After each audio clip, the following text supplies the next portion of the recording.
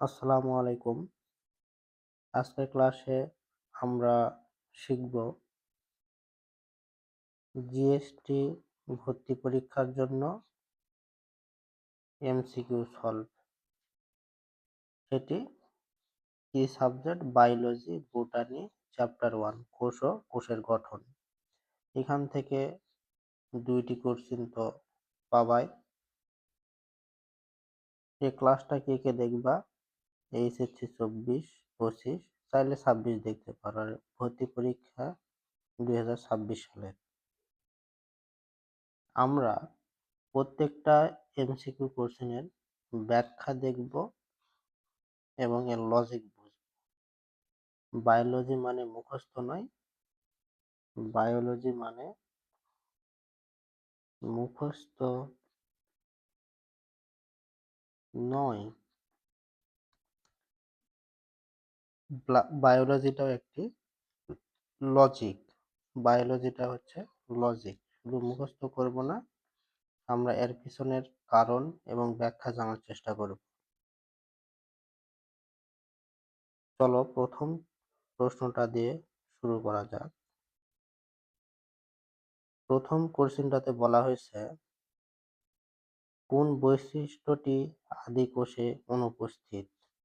আদি কোষে কোনটি থাকে না বলছে। তাহলে আদি কোষ সম্পর্কে একটু জানি। আদি কোষ, আদি কোষের ক্ষেত্রে প্রথমে যেটা বলা হয়েছে অপশানে, প্রত্যেকটা অপশন আমরা অ্যানালাইসিস করব। তাহলে আদি কোষের ক্ষেত্রে প্রথমটাতে বলা হয়েছে কোশ্চেনে অপেরণ। অপেরণ আদি কোষে কি? অপেরণ আদি কোষে থাকে। দ্বিতীয়টা বলা হয়েছে 70S রাইবোজোম। হ্যাঁ, এটাও 70S রাইবোজোম আদি কোষে থাকে। অবাত শ্বসন, অবাত শ্বসন আদি কোষে হয়। ইন্টন, ইন্টনটা প্রকৃত কোষে। তাহলে ইন্টন আদি কোষের বৈশিষ্ট্য নয়, আদি কোষে অনুপস্থিত। তাহলে পাশাপাশি আমরা প্রকৃত কোষ সম্পর্কে জানি। প্রকৃত কোষ সম্পর্কে অপেরণ যদি আসে, তাহলে অপেরণ কি? থাকে না। 70S রাইবোজোমের জায়গায় কত থাকে? 80S থাকে। অবাত শ্বসন ঘটে না, এখানে ঘটে কি? অবাত শ্বসন। আর ইন্টন থাকে। ক্লিয়ার? আশা করি ক্লিয়ার। এখন পরের কোশ্চেনটা দেখো, কোনটি দেহকোষ নয়? কোষের বৈশিষ্ট্যের মধ্যে 3টি ভাগে ভাগ করা হয়েছে। তার মধ্যে একটি ভাগের মধ্যে পড়ে দেহকোষ, আর একটি হচ্ছে জনন কোষ। এখানে কোশ্চেনটা গুরুত্ব দিয়ে দেখতে হবে যে বলছে কোনটি দেহকোষ নয়। তাহলে আমরা এর বিপরীতটা জানব। জনন কোষ, জনন কোষ কোনগুলো বা কোনটি? জনন কোষটা যদি আমরা দেখি তাহলে দেখব যে জনন কোষ 2টি। একটি হচ্ছে শুক্রাণু, আর 2 নম্বরটি হচ্ছে ডিম্বাণু।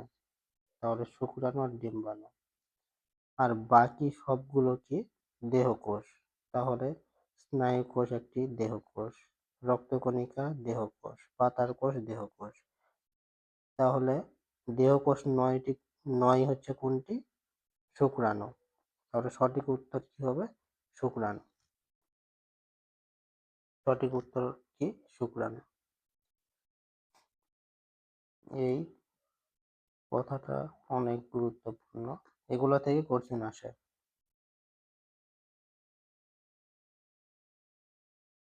3 নম্বর কোশ্চেনটা দেখি, জীবের মৌলিক গঠন ও কার্যগত একক। জীবের মৌলিক গঠনগত ও কার্যগত একক কি?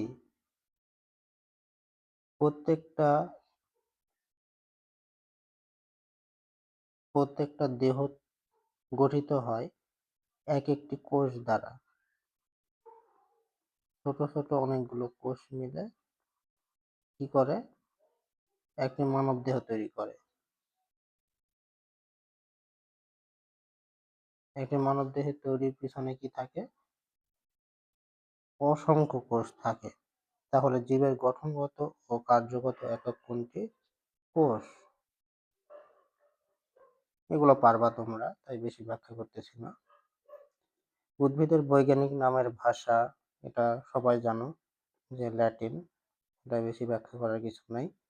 মানবদেহের দীর্ঘতম কোষ কোনটি? মানবদেহের দীর্ঘতম কোষ হচ্ছে স্নায়ু কোষ। এখান থেকে একটু ব্যাখ্যা দেখি। স্নায়ু কোষের জায়গায় অন্যভাবে বলতে পারে, অনেক জায়গায় পাবা মোটর নিউরন। মোটর নিউরন, এই মোটর নিউরনটাই হচ্ছে কি একটা স্নায়ু কোষ। স্নায়ু কোষ, তাহলে মোটর নিউরনটাই কি একটা স্নায়ু কোষ। ক্লিয়ার? এরকম অনেক কোশ্চিন পাবা যে হচ্ছে এগুলো পড়তে হবে। অনেক কোশ্চিন পাবা এরকম যে মানবদেহে দীর্ঘতম কোনটি, ক্ষুদ্রতম কোনটি, যেগুলো কোশ্চিনগুলো বেশি গুরুত্ব দিয়ে পড়তে হবে। দীর্ঘতম, দীর্ঘতম, ক্ষুদ্রতম, বৃহৎ, ক্ষুদ্রতম, দীর্ঘতম,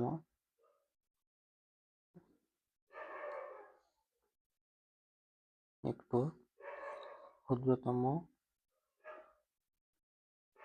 ক্ষুদ্রতম, দীর্ঘতম, বড়, ছোট, এই বিষয়গুলো একটু গুরুত্ব দিয়ে পড়তে হবে। এগুলো উদাহরণ থেকে কোশ্চেন আসে অনেক সময়। কোষ জীবের গঠনগত মৌলিক একক মতবাদটি কে প্রদান করেন? আমরা এখানে 4টা বইয়ে দেখছিলাম সংজ্ঞা দিয়েছেন কোষ সম্পর্কে। তার মধ্যে একটি হচ্ছে কোষ জীবের গঠনগত মৌলিক একক। এটি কে প্রদান করেন? জন ব্যাচেট।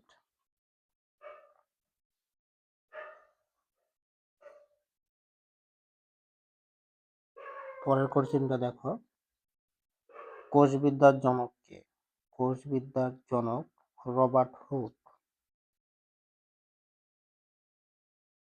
আরেকটি কোশ্চেন আসছে রবার্ট হুক থেকে, মৃত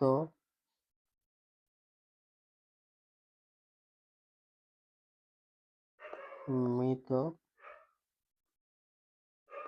কোষের জনক। আরেকটি আসে কোষ প্রাচীরের,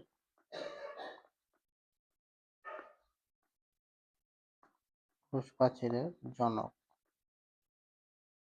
তাহলে মৃত কোষের জনক এবং কোষ প্রাচীরের জনক হচ্ছে রবার্ট হুক। আর বাড়তি ইনফরমেশন জানতে হবে যে আধুনিক আধুনিক কোষবিদ্যার জনককে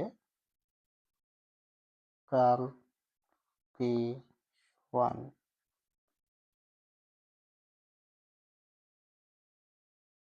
আদি কোষের ডিএনএর আকার, আদি কোষের ডিএনএর আকার বৃত্তাকার।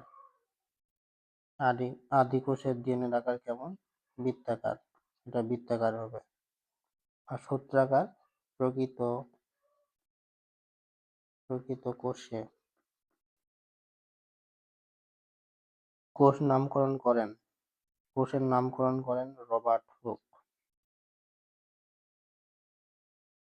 প্রোক্যারিওটিক জীবের উদাহরণ হলো, প্রো মানে আদি, আদি কোষের উদাহরণ কোনটি?